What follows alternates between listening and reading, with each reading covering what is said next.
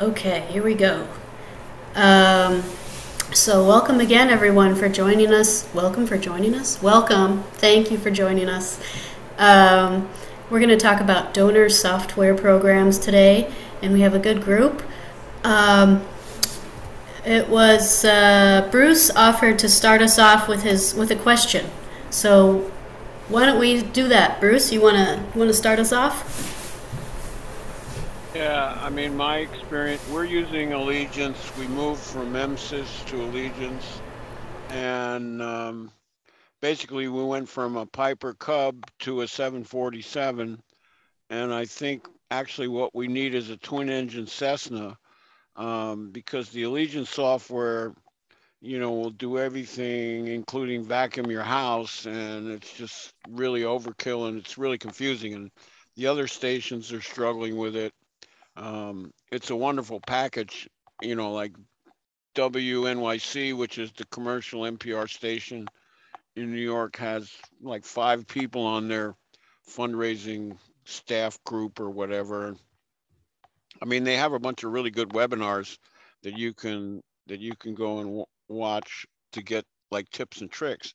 But I think what the affiliates and the major stations need is something that's in between Memphis and Allegiance. So what might be useful is, Stephanie, if you could send out a questionnaire to the 220 affiliate stations and say, what are you using? Do you like it? You don't like it? Whatever. I talked to Nathan, and he's actually running a like a custom paradox application that they wrote, for the reminders and all that kind of stuff.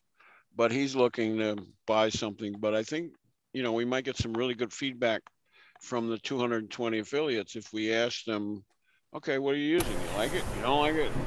How long have you been using it? What's your feeling? And just a quick message to Sharon Scott.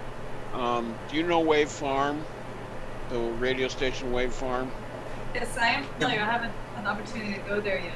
I've listened to, we air some of their programs on Art FM. They're on Pacifica. They're really interesting shows on radio. They're doing some really weird and wacky stuff. They even have one channel which is pond music. They put a microphone on a raft and floated it out into the middle of a pond, so you can hear the frogs all day long. I mean, it's just amazing. Oh, that's really cool. I have to check that out. That's a good idea too, Bruce, about sending out an email. I could do that and add extra what other people use along with the recording of the video. We can put those together for tomorrow. So, does anyone else have a response to which one Bruce is talking about, this software? No users of that one? Okay. Does anyone have a software that they're using that they really like?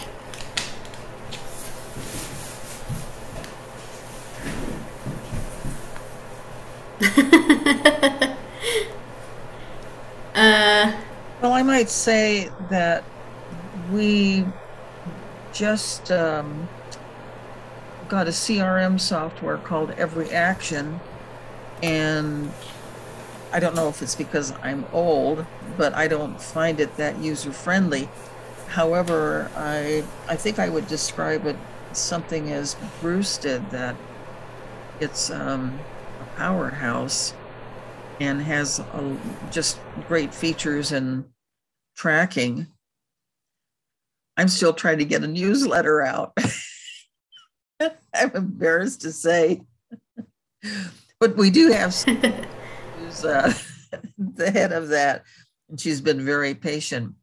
But it's supposed to be a great software. I can't remember how much a month it's costing us. It was called Every Action. It's called what? Every Action. Every Action. And it's a CRM database. I've forgotten what the CRM stands for. And what was the one called that you were talking about, Bruce, again? CRM is Customer Relation Management. Thanks. So, it's like normally A lot of sales organizations will use something to keep track of customers and when the last time they ordered, when's the last time we talked to them. I mean, in our case, we'd be interested in, you know, when do they need to resubscribe, or which premiums did they buy, which programs did they support. And I mean, Nate did a pretty good job of going through. As a matter of fact, Nate had a really good idea, which I think might be very useful. He went back 5 years and pulled out old records of people who were subscribers and had fallen off or dropped off, and went back and contacted them and said, hey, why don't you re-up, or what were your reasons for not resubscribing, or whatever. I think, you know, maybe what would be useful if everybody just went through what they're doing, software or no, and then it would give everybody else a feel for, you know, how people are managing their listener database or listeners. Ah, that's a good idea.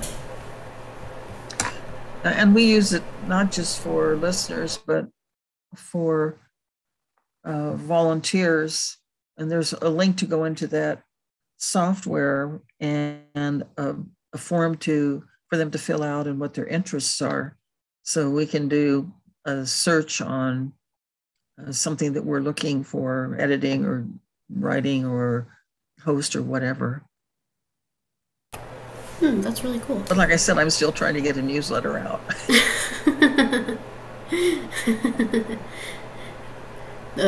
Twice a year.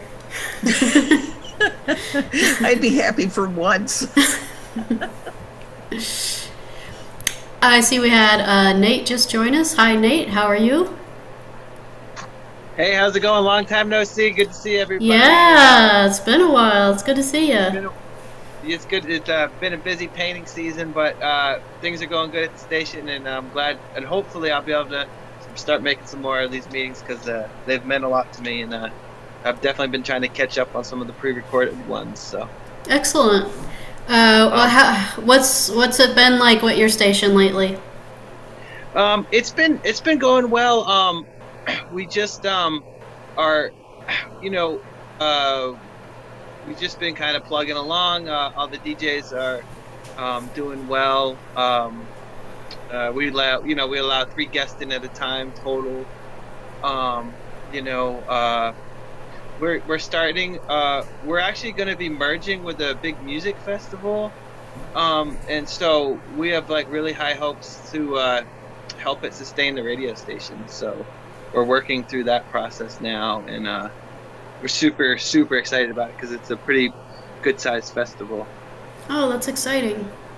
Yeah, so that's what we've been working on, and in fact this weekend we're going to meet with all the heads of all the departments with our board of directors for the first time, and sort of introduce ourselves as the nonprofit that's purchasing a music festival. Nice. What station are you with? I'm with North Country Community Radio, WZNC LP in Bethlehem, New Hampshire. And we actually applied. I'm sorry. Go ahead. We actually applied for. We went ahead and applied for one of the full power FM license. We have an MX situation, and we are trying to work through that. So we gave that a shot as well, with Prometheus Radio's help. Oh, cool. I found out last minute about it, and I was like, all right, let's try it. Well, that's good news for the new year. Yeah. So awesome, Nate. How many people are in your MX? How many groups? There's 2. There's Vermont Public Radio, which is big, and they have multiple stations. And there's a small Christian group. So we're going to try to step out of the MX situation by moving our proposed tower location, and let them settle their MX, and then and try and move back in our zone without interfering with whoever wins. Sounds like a good plan. That's awesome. Good luck. Yeah, we'll see how it goes. It's a little funky, but we'll see. We'll see how it shakes out. Cool, and let us know when the music festival is. It'll be fun to Come check it out. Yeah, I want you guys all to come, and maybe we can throw a big, maybe we can do the yearly, I don't know, the annual party there or whatever. Annual meeting. Nice. PRC or something, that'd be awesome. It's in July, and the name of the festival is called Jerry Jam. And it's been going on for, this will be 27 years. So it'll be but because of the 2 years we missed, it'll be the 25th anniversary, so. Oh, cool. Yeah. What's cool. Jerry? Who's Jerry? Jerry Garcia. Okay. Yeah, it started the year after he passed away. My buddy just started a small party in his backyard to celebrate Jerry Garcia's life. And then, 20 some odd years later, he's got 5,000 people showing up for 3 days and 35 bands and multiple stages. Wow. Yeah, it's a big deal. So, as long as, COVID doesn't throw it off track again, we're going to try to keep on keeping on. Well, while I've got you front and center here, we were thinking about talking about individual programs of donor software, but Bruce had a good suggestion of making it a more broad, just touching base with everyone. Like, what is your experience of using or not using donor software programs? How do you feel about it? What are you looking for? Oh, for me, well, we used to use a spreadsheet, for all our donors, on Excel spreadsheet, and just have all our donors' information on there, and basically we use that to send our annual appeal, and that's basically all we use that for. Of course, we have a newsletter that goes out with whoever signed up for that, but that's very rare, and also not necessarily donors. Okay, cool. Thank you. Yep. How about Sharon? What's your experience? We're just simply using Excel spreadsheets, which is,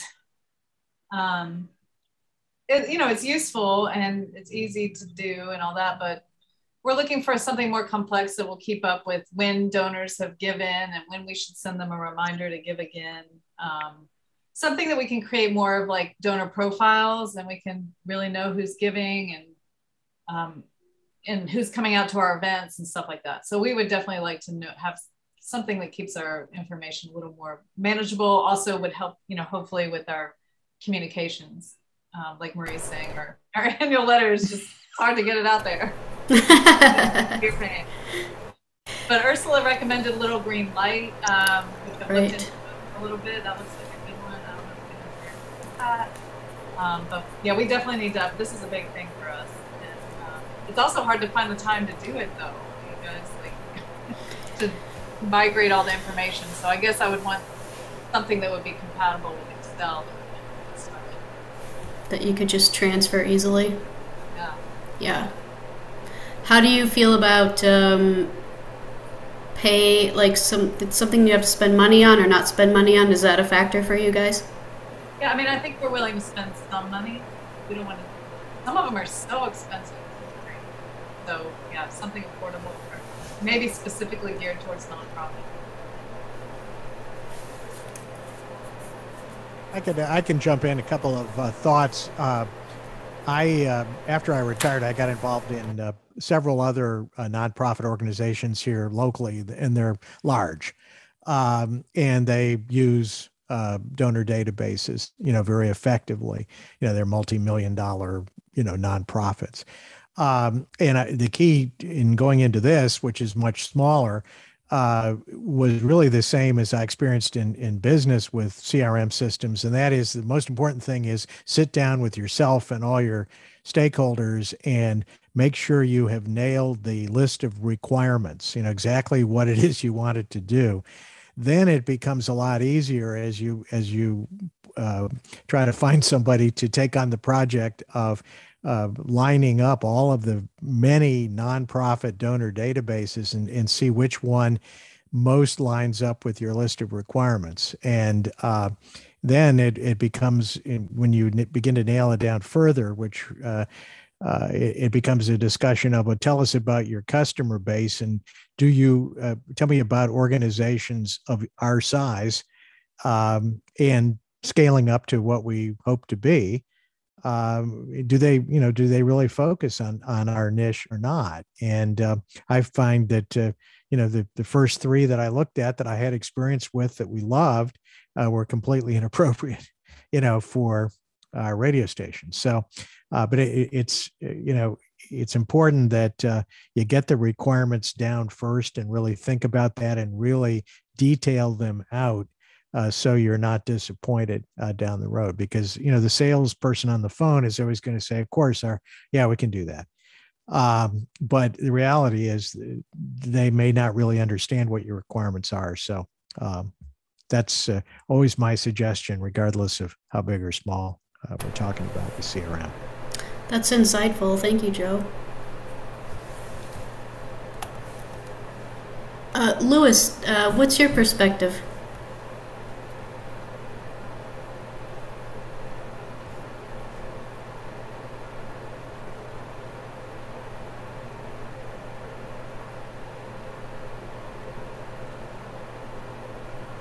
Sorry, I had trouble unmuting myself. Oh, that's okay. KUCR exists in the ecosystem of the University of California and doesn't do its own proprietary fundraising. Everything we do has to go through the university. And my interest in listening to this conversation is to understand how other people are doing it and possibly using some ideas to motivate the university fundraisers a bit more than they're motivated. The thing is, when you're in that context, there are people who are emphasized within the university, and right now that's athletics. And if you look at the NCAA statistics, you'll find that our particular campus, the University of California, Riverside, devotes more institutional support per student than any other campus in the United States. And that's considered not a very good situation. So they're trying to raise outside money instead of use institutional money. At the same time, they are still increasing the institutional thing. Their belief is that we need to parallel UCLA or something like that. It's never going to happen, most likely, but that's what they're doing. So we are deprioritized in the fundraising scheme of things. So does that help you understand? Yeah. And I was thinking, if anyone is watching this recording later, they could always email me if they have an answer for you. Okay. Yeah.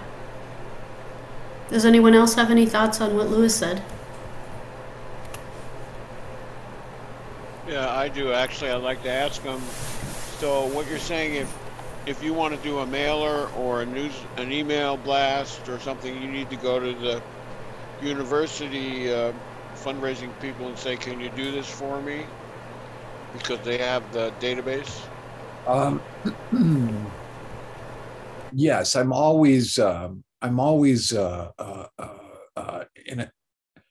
I can, if I wish, ask donors for money. And I often actually run into them in, I know a major fundraiser who invites me to her events. And so I run into them and I do ask them for if they'd be interested in donating. And I've had a few people, I mean, nothing stops people from donating. We had somebody attempt to donate a $500,000 building to us that was in downtown Riverside. And I told the chancellor about it, and then he later told me, to my surprise, that he himself got in his Mercedes and drove to that building and found it was sub University of California standards and did not want to accept the building, and made a counter proposal to me that I go back to them and say, hey, let's sell the building and just give us the money. And they didn't want us to do that. They wanted us to turn it into a downtown satellite studio. And so that deal fell through. But to answer your question, generally, they're the channel through which everything happens. And so if you do something, they need to approve it. And so if we ran a campaign, they would have to structure it.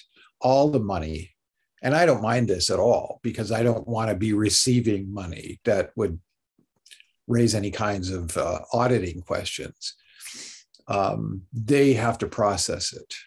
So, and they have their proprietary software that they use that seems kind of clunky to me.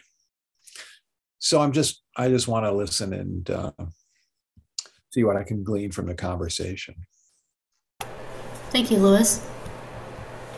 Let's go to Julie. Where are you with the donor software program? We are not very far. I'm afraid that I probably have nothing to offer as a solution, but I can share where we're at and kind of our struggles. Yeah. We're a very small group of people operating an independent LP. So you can all imagine our challenges there. Right now we are using the free version of Hubspot CRM. And we're using that basically as a database for our business sponsors and our group of people that have signed up for our e-newsletter that we put out every 2 to 3 months. My focus really right now with the budget that we have and the staffing that we have is what's realistic and achievable. I have a lot of big dreams, but those are tempered a lot. When we get donations, those are usually mailed in by check or by clicking on the donate button on the website. And sadly, we are not tracking or recording those people and then communicating with them. So that's the big leap I would like to take. I don't personally have the bandwidth to further explore HubSpot. I'm hoping to find someone that can do that. HubSpot may help us do some of that and reach out to people. We never do snail mail, everything's electronic. But that's the big leap I'm trying to take. And then get also someone on our staff that knows how to do integrations with the website and say integrate forms with HubSpot and do more automation there. So that's where we're at, because I think it's a big mess for us to just think, oh, great, someone donated and then never communicate with them, such as simple things like putting a checkbox. Thanks for donating. Would you like to also receive our newsletter? We're not even doing that. So there's some very basic things that we need to be doing. We don't currently have any budget for any paid software. When they donate electronically, how do they donate? Debit card, credit card, PayPal? Let's see, they can do debit, credit, or PayPal.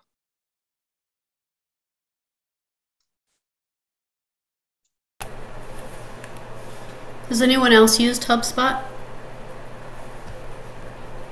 Yeah, I've used it. I mean, it's really good. As a matter of fact, it's kind of a fantastic tool to update all your social media from one spot. But, I guess, you can use it for that. I mean, what I would suggest you take a look at, it's a little bit crude, but you can use Gmail, rules in Gmail to send out an automatic thank you once you've got an email coming in that says I made a donation or something like that. And that, that's basically free.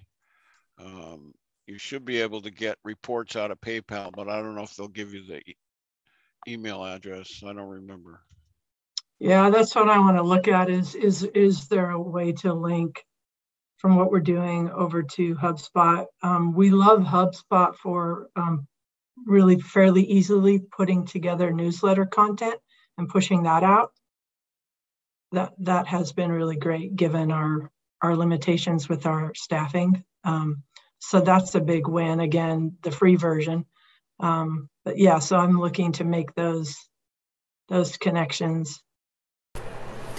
Is that HUBSPOT, HubSpot? Yeah, HUBSPOT. Okay.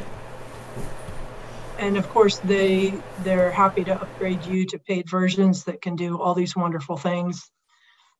I know that we don't have a budget for that, so we're sticking with the free model right now.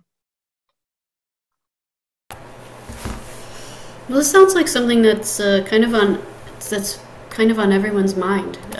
Because I got some people responding too who couldn't make it here today, and they're also searching. So I think what Bruce said too about if I put out a question, asking if people are finding ones that they really like. This seems like something that we could keep talking about too. Bruce, did you have another thing to say? Yeah, I just want to throw something into the mix here that often gets overlooked. I mean, everybody says email, email, email. Don't forget SMS text messaging, because most of the phone numbers you're going to get today are mobile smartphone numbers. And SMS text messages have a 98% open rate, whereas emails, the open rate is maybe 5% if you're lucky. So it's really powerful tool. And once you start communicating with your users via text, you get a lot of feedback. And Nate, in the last session, he had a really great point, which also gets forgotten, and he talked about stewardship. And stewardship means you don't wait for I need to ask the listeners for money again, so I'll send them an email. You actually periodically cultivate them and send them, hey, thanks for supporting us. Don't ask for money. And here's what's new at the station, whatever. So, they feel it's kind of like here in New York, the elections are in November. So the guy knocks on the door and he says, well, I'm so-and-so with the Democratic Party. And the resident says, oh, must be election season, huh? Because I never see you any other time. So stewardship is really important. Some sort of regular communication with the users. And that's basically low cost because you're going to send the same message out to everybody. But hey, it's a note from the station to say, hi, thanks for your continued support. And here's some stuff that we're doing that you might be interested in. That's it. I'm done. I totally agree, Bruce. That's really why I'm trying to connect the dots between the people who donate, getting them signed up on the newsletter list. That's the purpose of the newsletter, really to show the value and the service that the station provides. So I'm hopeful that we can do that. So there's communications where we don't ask for money. And I can share across the last roughly 5 newsletters we've sent out, our open rate has been 33 to 35% in there. So we're very thankful to get that high a percentage. That's an amazing rate. Very few people get that kind of a rate. The other thing I'm going to add, I know it's a dirty word, but Facebook groups are really powerful because you get people sharing stuff in the group about the station. And they do all the work. In other words, Susie's talking to Mark, Mark's talking to Jane, Jane's talking to Bob. Hey, did you hear that program? Blah, blah, blah, blah, blah. Now, here at WBAI, it's like heresy and you'll break out in hives if you start talking about Facebook. But I've seen people use it really effectively and it just grows by itself. It's like kudzu or weeds or whatever. I mean, the group just like takes off because people start telling other people about it. And in a sense, it's a free form of communication for you. You just drop something in there every once in a while and the users in the group, members of the group will take care of it themselves. Yeah, I would second that motion. That's been very effective for us early on our own Facebook group. We promote our own stuff on it. We do some Facebook Live on it, simulcast, and our musicians, our participants, and post their items as well. Also on the SMS texting, We have a very small sample of one pledge drive day, but our ability to tell people to text radio to 50155 was probably the by a factor of two, the most effective way that we were hearing from our listeners during that pledge drive. It just seemed like it was the easiest way to get people on the spur of the moment to text their donation in. And once they do that, they're seeing exactly the same interface, in our case, PayPal or Venmo interface that they would see online, but they're seeing it on their phone. And so that seemed like a worthwhile investment to set that up as well. But we really are trying to get people to follow us on Facebook for all those reasons, so we can build up that group even further than it is now. Two good ideas, I thought. Yeah, there's always social media, right? Absolutely. Alicia, can you give a kind of a broad overview of Kbbf and how you guys approach? I kept thinking I'm the wrong person to have been here because we do have someone that, we do have a database, and we just actually send out end of the year letter to people through what I call snail, regular mail, and then also through email. And they go to the website. The ones that, well, anyone can, but the ones that we emailed to save costs was they paid through PayPal. We're now with Stripes instead of PayPal, but I couldn't tell you. I think it's also, she uses MailChimp, which I'm not really sure, exactly. I call it the chango, which it's the monkey, but I really am not sure exactly what we do, but we have gotten good result. Yes, MailChimp. Yes, that's right, Jared. And but other than that, I'm not sure exactly what else the person that handles our database does, but what kind of system she does. It's on Excel, the list. I noticed that when we had to do the mail merge and all that to send out the regular letters. But I thinking about this, the one that Bruce just mentioned, SMS, I guess the texting, that I'm going to talk to her about that possibility, because I do know a lot of people have cell phones and they like to get texts instead of having you call them, but with us, I think with us that the problem is that we're not consistent. Like this is the first letter we sent out in 2 years. When we were doing really nice regularly, we would see who was up for renewal. Our membership is once a year, right? So renewal, and then we would send out renewal letters a month before, or to let them know that their renewal was up. But then after a while, with the pandemic and all that, everything dropped, and so we ended up not doing anything. But I do recommend that. I think that the hardest thing is being consistent and doing it every whether it's every year for sure, but if not, when the renewal membership renewal cycle comes up, because we don't have a set day like it's everybody, whenever they join, it's a year later, so we have a system that way. But I think it's just for us is this year is being more committed to following up on this, not just letting it go and, get caught up and get distracted. But we got someone now specifically, we got to focus on doing this, just doing follow through and trying to right away sending thank you cards, sending that little or the tax deductible letter that they need and sending it right away. That's just, I think, key, but we kind of failed in the last 2 years.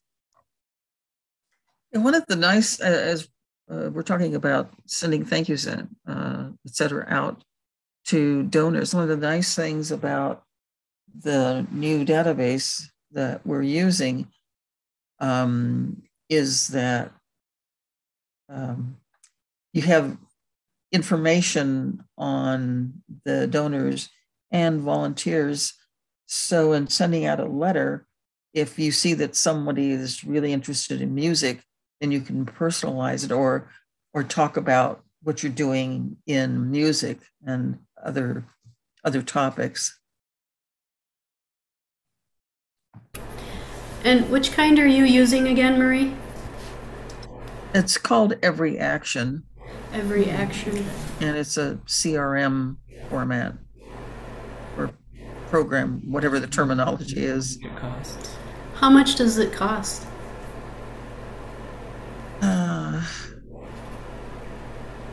I think it's, I might be wrong, but I think it's maybe around 150 a month or so. Okay.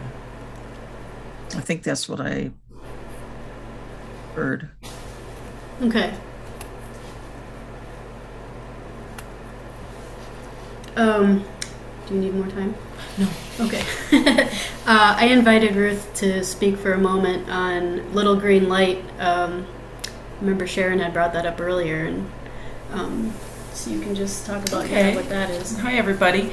Yeah, I've recently stepped away from my position as treasurer of KHOI, our local community station, and bookkeeper, and I've done that for about 8 years. So the software we use is Little Green Light, and I really, it costs less than $500 a year. It has extensive, it's been super easy to use. I mean, it's, you know, it has an extensive, it has a lot of fields for all this information that some of you were talking about previously, like if you want to specialize notes or things like that. And when a donation's entered, it's there's also a bulk entry feature. It's got quite a lot of features, and it's just really easy to navigate, and the price really was why we went with it. I've been really pleased. So you can do bulk entries, you know, where you can set, you know, the parameters, and then just basically put in the amount and the person, and it just really speeds up when you got a pile of them to put in. Let's see. The acknowledgement is also very easy, because as soon as you put in that payment, it automatically sends it to whatever acknowledgement list you're going to use with that customer, or with the donor, whether it's an email acknowledgement or a mail, you know, a snail mail. And that's something that people have been talking about that part falling through the cracks of wanting to give thank yous without necessarily asking for more money. Right. Yeah. This and it yeah, so you have this list that is there, you know, until you clear the list. By sending out the emails, you know, you clear the list. So it makes it very easy to not miss out, you know, miss anybody in acknowledgement. The placeholders are similar to like a merge, you know, what a merge document that you'd make in Word, or you know, to put in data from Excel, so that you can, you know, customize your acknowledgements however you want, with the placeholders for the different fields that, you know, when you enter a donor that you know you would put in for that. There is, and I haven't used this feature with Little Green Light, but they have a payment system also. I did not use that. That would be worth investigating, because a number of our donors are monthly donors through bank EFT or through monthly PayPal donation. And if you can automate these entries if you're using their payment system. I don't know how much that costs. But as it is, now I would have to enter each one of those recurring monthly donations in separately. I mean, it's not too bad because you can just kind of copy the previous one, which is the same amount, you know. So it's not terribly time consuming, but if I was, you know, keeping on doing this, I probably would have looked at the payment system just to, you know, why not? And I think if you have any questions, I think I'll just ask if any of you have any questions I could answer about it. I mean, I'm not a sales rep or anything for LGL, so I probably am not answering the things you might want to hear, but I'm pretty sure I could, you know, go ahead and give me your questions. Thank you, Ruth. That's really helpful. Nice to see you. Hi. I've got the Little Green Light website pulled up here, Stephanie. Oh yeah, do you want to share? Do you mind if I share my screen real quick? Sure. And then people Yeah, can go for it. see a little bit of what Ruth's talking about, and maybe she can, you know, point out some things she's seeing. So here we go.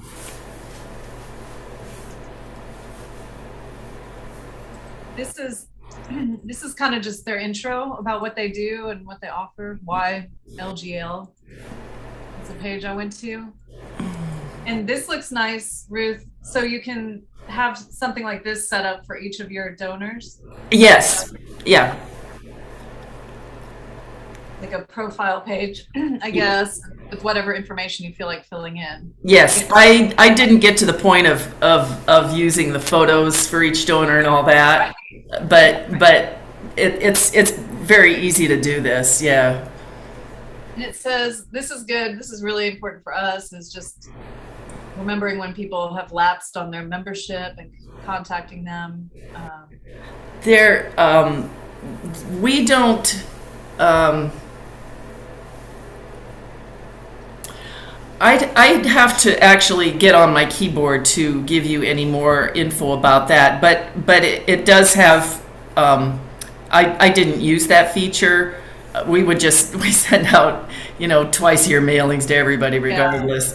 Yeah. But that is something that you can, you know, like they say, you can do. It's also there's some really good sort functions on there with a lot of different parameters that you can set up and save sorts. So it could be everyone, like the person that, or you know, whatever you'd want to put in based on all the different fields that they give you for each donor. So I think that's, you know, is really good as well. This looks appealing to the volunteer management. I don't right. know. Yeah. I mean, ideally, again, I don't know if we get around to actually entering all that information, but. I will say, exactly. You can do as much as you want. Now, the person that got me, I mean, I did not purchase Little Green Lights. This was researched extensively by one of our volunteers who is the IT at our public library, and you know, he works with you know, a lot of that, and he recommended Little Green Light. I was not the one that did the research for that, so it's not like I looked at several others and could tell you how they compare. I just went with his recommendation, and I think he made a very you know, put some time into investigating the different ones to make his choice. These are just some of the other things. I just scrolled down. Emails, mail merge, good. Forms. Oh, that'd be good. Like volunteer sign-up, something we could use. Acknowledgements. That's a huge thing to this group, and that sounds really great. It is. That was such a game changer. Yeah. When I started using LGL and the acknowledgements, it makes it so doable for even, you know, one person. Yeah, that's a big task. Online donations, I guess, yeah, that's where you learn. Would this be a good program to keep track of? So donors, like memberships, and then maybe like underwriters as well.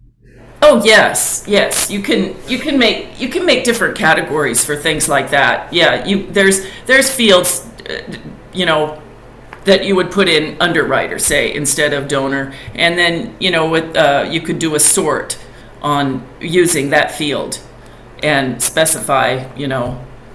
I was really impressed with the sort functions that it had. Yeah, I mean for the price, it was. Tracking how much they're given. Sounds good. Yeah, goal management, that's cool. All kinds of customizable reports. And the LGL people seem really nice too. I had emailed on a couple of occasions with something or other, and yeah, they have a good. The support was good. Is this integrated on your website in any way? Oh golly, that is not something I've done. Okay. You mean if you can put a link on your website for to make a donation? I'm just wondering if it integrates with, like, if your website is WordPress, does it have a plugin? I can check, but this is the best thing I've seen so far. Yeah. Oh, I agree with you. Like I said, I'd look at the payment systems too. Yeah. I think this is what I read. It's 2.2% plus 30 cents per transaction. Yeah. Which is pretty comparable, I think, to what PayPal is. It's less than I'm paying. The reason why is because I would imagine that there would be some integration from your, because for example, I'm not currently using this, but you could integrate those donations with your database, perhaps. I mean, maybe you wouldn't even have to, if they're donating, if you're using one of their payment systems here, that would, automatically enter that donation. And how much does LGL cost? It's less than $500 a year. $39 a month, if up to $2,500. Yeah. Depends on how many users. Yeah. How many entries, I guess. Yeah. I'm just noticing that they're increasing their prices beginning March 1st. Oh, okay. Not significantly, but yeah. Somewhat. That payment system was that would be additional, I'm sure. I don't know if the payment system is a monthly fee as well, or if it's just the straight 2.2% plus 30 cents per transaction. I was getting that it was per transaction, but I guess we okay. Dig a little deeper. Yeah. But yeah, the new pricing is going up, like on the bottom one about $5, and then maybe close to $10 on the okay. Step up. I don't know how many of us have more than that. But that's way, more affordable than some of these things.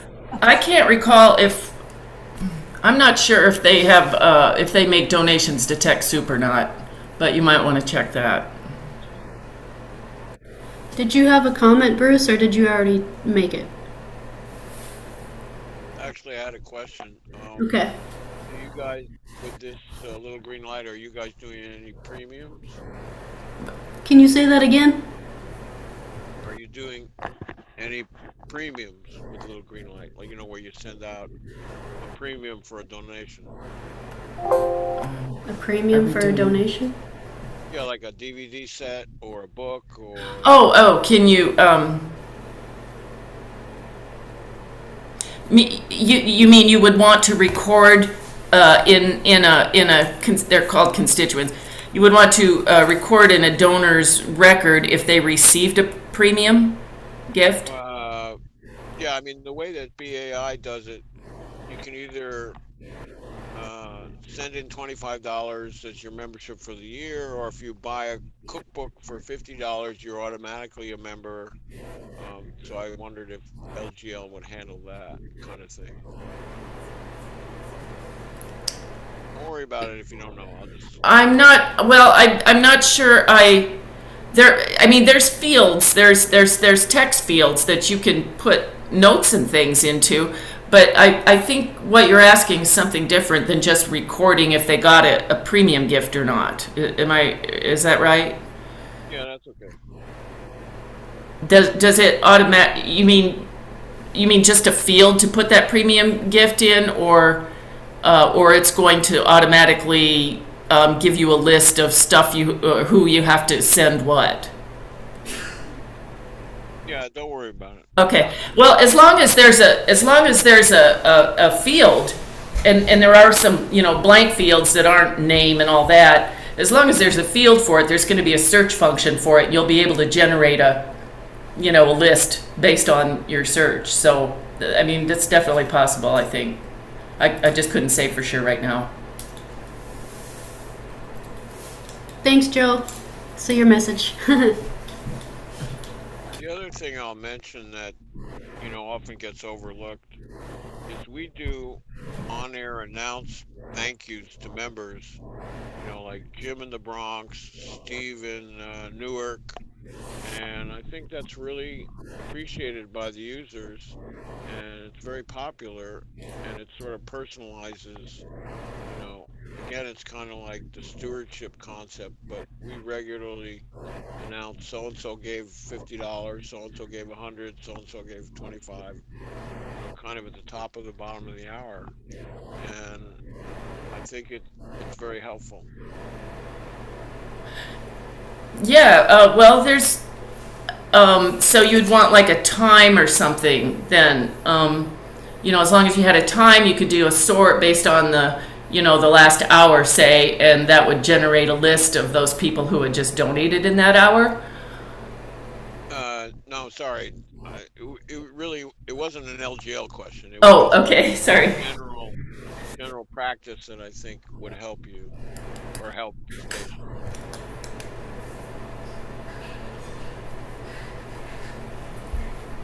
Any other questions on this software? I just had that one question about the reoccurring donors that you were talking about, like the monthly donations. Yes. So you're saying you have to go in every month and add, like if they give $5 a month, every month you'd have to go.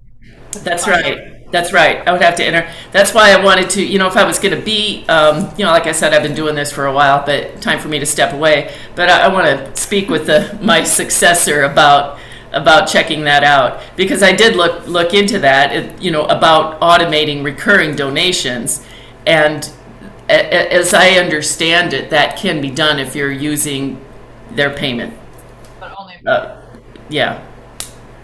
Do you see what I do right now with Excel is I just assume the person is going to continue donating throughout the year. So when I do my database on Excel, I just go ahead and put in like $60 or whatever their total annual, like if they're a $5 donor, at the end of the year we'll have $60. So I just plug that into Excel because I'm the only one noticing it. And so but then if someone stops in November or whatever, I go in, take off the $5. Do you think you could do something like that in this? Oh yeah. I was just what you said there kind of reminded me of what I before the end of January I send everyone either email or a paper of their donations, and you can put text in there,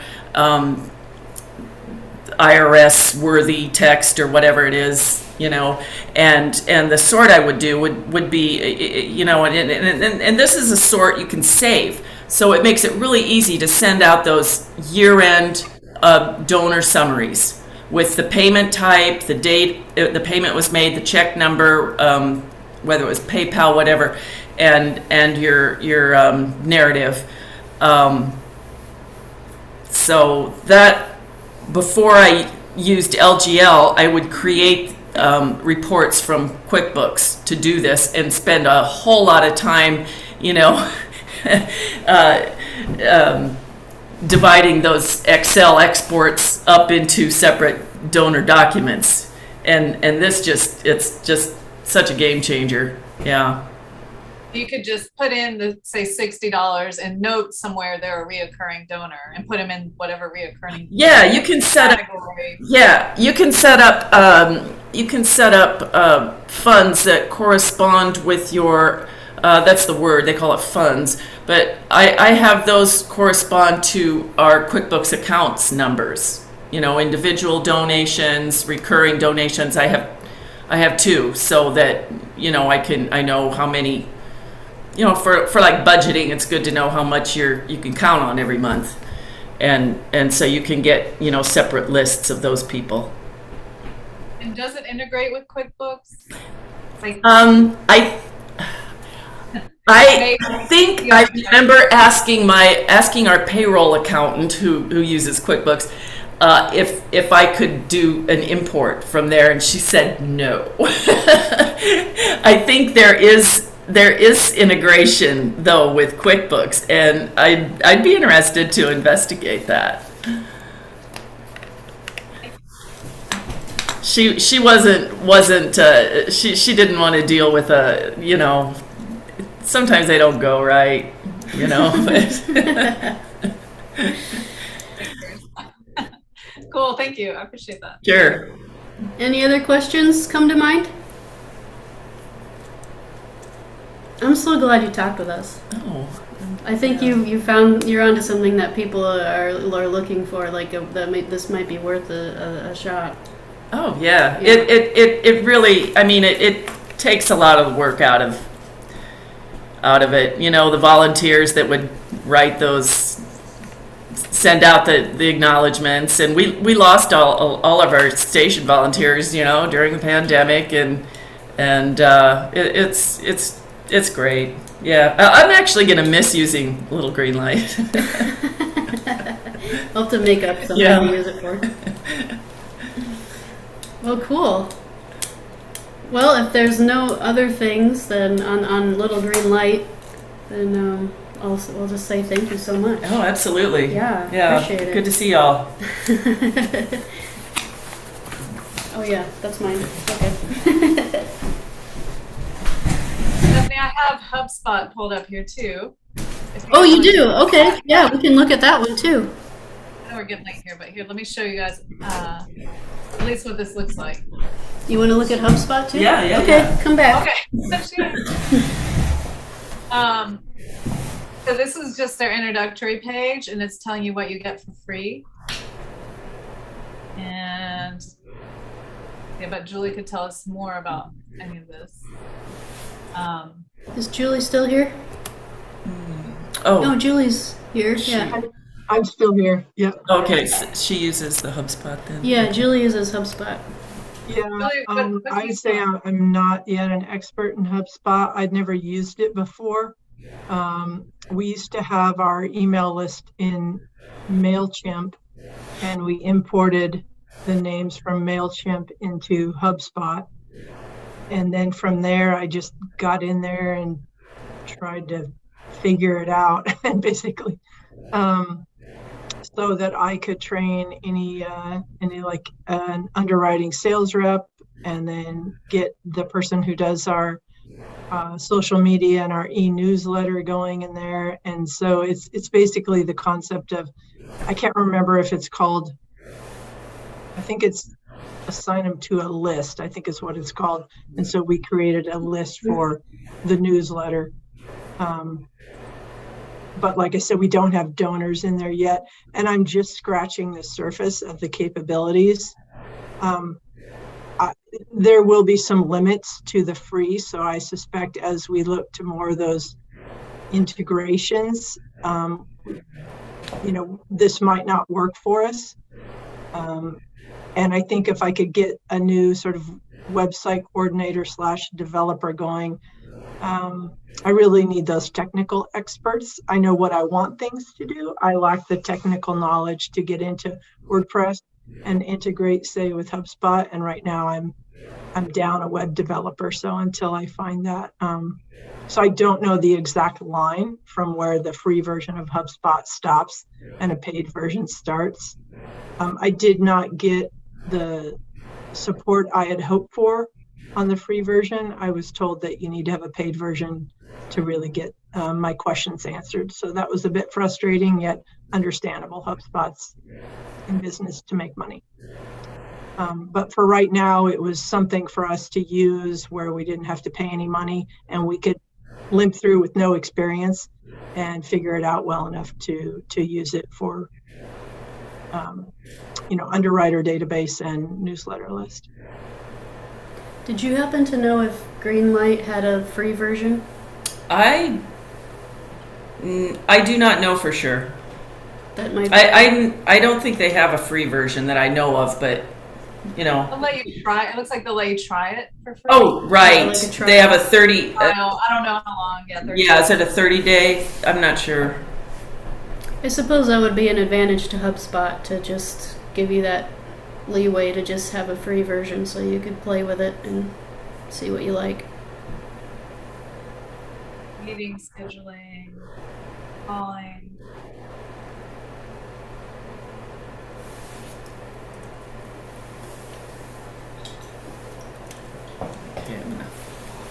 I mean, from what I've heard, if we had a budget, I would go with Little Green Light all day. And if I had someone on the website to understand the integrations and automations, but knowing that I didn't have $1 to spend, I thought HubSpot free sounded great. Yeah. Because it has ticketing. Does Little Green Light do ticketing? You guys know? Hey, Ruth. Yeah. Does Little Green Light do ticketing? Do what? Ticketing? What kind of ticketing? What kind of? I don't know. It just says here ticketing, and then so I guess I'm imagining if you have an event or something. Oh, right. Okay. Okay, sure. That I don't know. That would involve integrating with the payment plan, I reckon. That might be next level. Yeah. Okay. So here it does say you can do contact management. That is sync. So I don't totally know what all those things are, but everyone can look at this on their own. And then the pricing, let's see, the pricing on this one is a lot more depending on, it depends on what you want and how many contacts you have, I guess. So it could be comparable with the starter version. Mm-hmm. But then once you start adding contacts, it'll go up. Oh, okay. And it's hard to tell what the difference is between all the levels, but it definitely gets pretty steep. Like this one's $40,000 a year. That's like our entire budget. I won't be going for the enterprise. You want to help me? We can ask anybody have any questions? We can ask their bot. Oh. So I've been smoked by those before where they said it was live, but it was just a robot trying to sign me up for something. Have you guys ever had that? That one might not be the case, but I don't know if you've had experience with that, Julie. Have you used that little live chat thing? Oh, I see. No, HubBot is more like a search, it looks like, and then the live chat is a separate. Oh, right. Click that. Yeah, I didn't. I got into, I think I got into a live chat, or maybe it was an email exchange with someone. And that's when I was told that the question I was asking, I was not able to receive that support as a free user. Above your pay grade? Yeah. Yeah. Kind of, you're free, figure it out. But Julie, did you say it integrates with social media? That advantage of this one?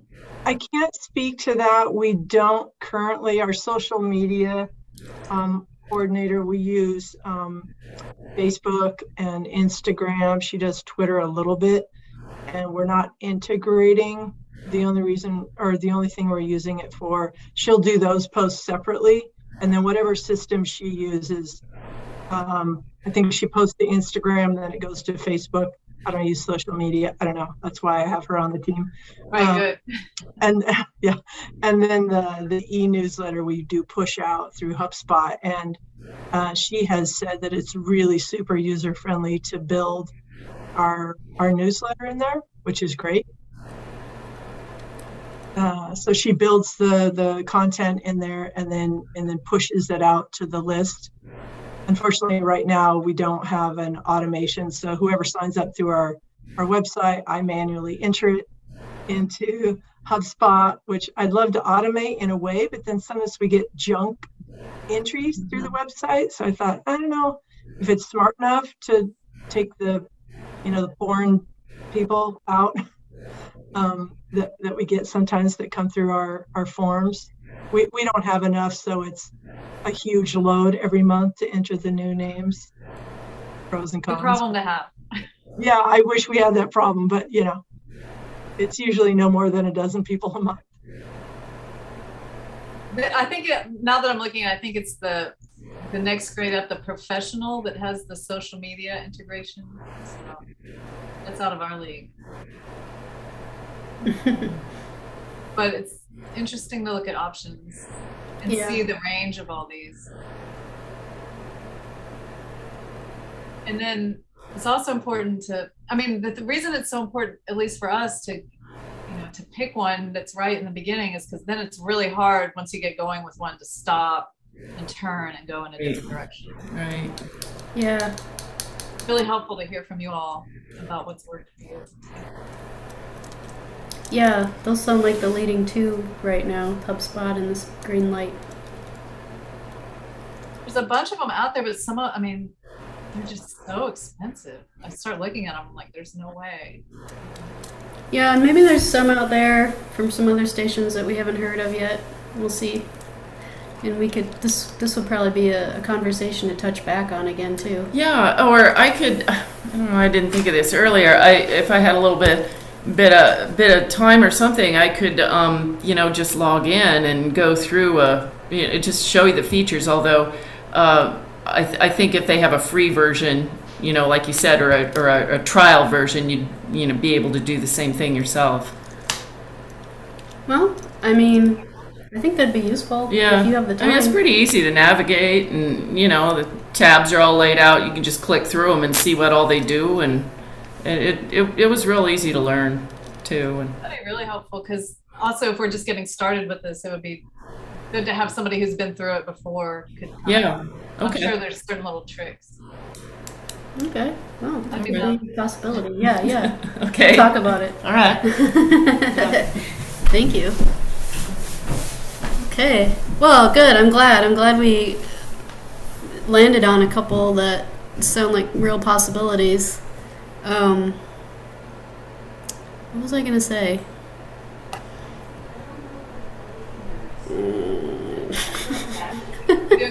Oh, that was a good idea too, Sharon, to do like a little tour guide thing with us to look at it as we were talking about it. That was a good idea.